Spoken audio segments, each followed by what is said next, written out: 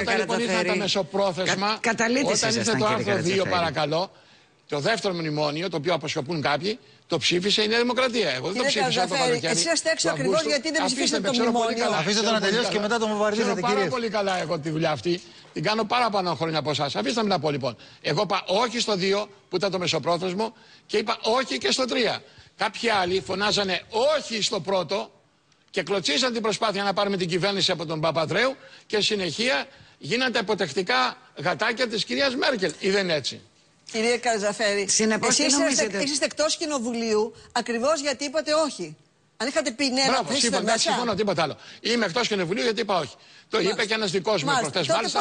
Εάν έλεγε ναι, το Καρατζαφέρη μέσα. Μα δεν θα ήμουν εγώ, κυρία Παναγιωτάρη. Κύριε Καρατζαφέρη, μια στιγμή σας παρακαλώ. Ο ΣΥΡΙΖΑ που ήταν το κεντρικό. Δεν θα ήμουν εγώ μέσα. Εγώ προτείνω πάντως να κλείσουμε με ερωτήματα για αυτό που έρχεται. Γιατί υπάρχει μια πραγματικότητα, υπάρχει ούτως ή άλλως και είναι καταγεγραμμένη.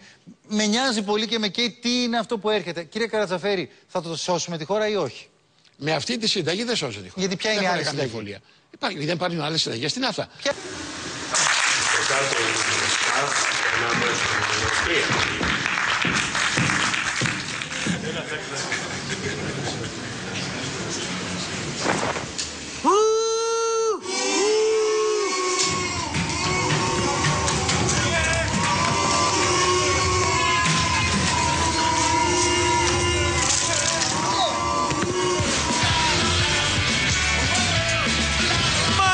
Τζάμπα είναι μόνο μία.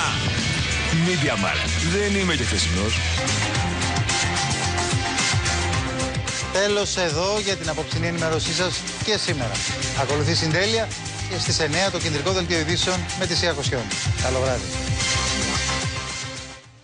Λοιπόν, μου κάνει το ερώτημα ο κύριος Ευαγγελάτος.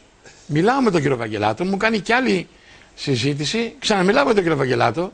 Εγώ νομίζω ότι είμαι στον αέρα, βλέπω το monitor εκεί, αλλά η ροή από πάνω είχε αποφασίσει να ρίξει τη διαφήμιση. Πιστεύω ότι αυτό δεν έγινε εις βάρος εμένα, έγινε εις βάρος του κύριου Βαγγελάτου. Γιατί συζητήσαμε, του είπα ότι θα μπορούσαν να διορματευτούμε, ήταν και κυρίες, μιλάγαμε όλοι. Δηλαδή 4-5 άνθρωποι, εμείς μιλάγαμε και αυτοί είχαν βάλει τον μπρατσάι. Λοιπόν, ναι. Λοιπόν, του είπα λοιπόν ότι θα μπορούσαμε τότε να κάνουμε ότι ακριβώς περιγράφει ο Ρουμελιώτης σε βιβλία του. Να σηκώσουμε ανάστημα και να πούμε άλλα πράγματα και για αυτή την ισοπαίδωση. Και αντί αυτού μίλησα στον κύριο Βαγγελάτο και είπα μπορούσαμε να διεκδικήσουμε 5 χρόνια περίοδο χάριτος, να δούμε το πραγματικό χρέος που δεν είναι αυτό και μια σειρά πραγμάτων. Αυτά τα έλεγα στο στούντιο, τα ακούγανε οι κάμεραμεν μέσα, τα ακούγανε οι κυρίες σε άλλο στούντιο. Και βεβαίως είχαν κοπεί από τη ροή. Σπάσαν τα τηλέφωνα, γράφουν τα Facebook, όλα αυτά. Και σας ρωτώ, γιατί και για ποιο λόγο προσέβαλαν τον παρουσιαστή τους, δεν προσέβαλαν εμένα. Εντάξει, εγώ ευχαριστώ πάρα πολύ που είχα και αυτά τα λεπτά της δημοσιότητας και είπα κάποιες απόψεις. Αλλά είναι άκομψο. Είναι άκομψο. Ούτε ευθύνες δίνω στον κύριο Λαφούζο, ούτε στον κύριο Χρήστο Παναγόπουλο, ο οποίος μάλιστα σήμερα μου είπε ότι δεν υπάρχει θέμα.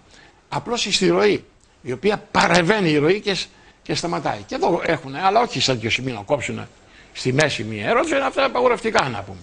Ναι, λέει, και ακριβώς έτσι. Λοιπόν, να το κάνει κάποιος εδώ. Αυτό έγινε όμως. Εν πάση περιπτώσει, θα τα πούμε εμείς, θα σας δώσω να καταλάβετε αυτά τα οποία δεν μπορούσα να επαρκώς να επεξηγήσω. Όμως ήταν μια καλή κουβέντα, άκουσα τις κυρίες. Χαίρομαι που αυτές οι κυρίες, οι οποίες είναι η κάθε μία πιο πολύ από την άλλη, αν θέλετε, γκρινιάρα, που φώνησαν ότι αυτά και αυτά. Ευχαριστήκα πράγματι αυτή την κουβέντα.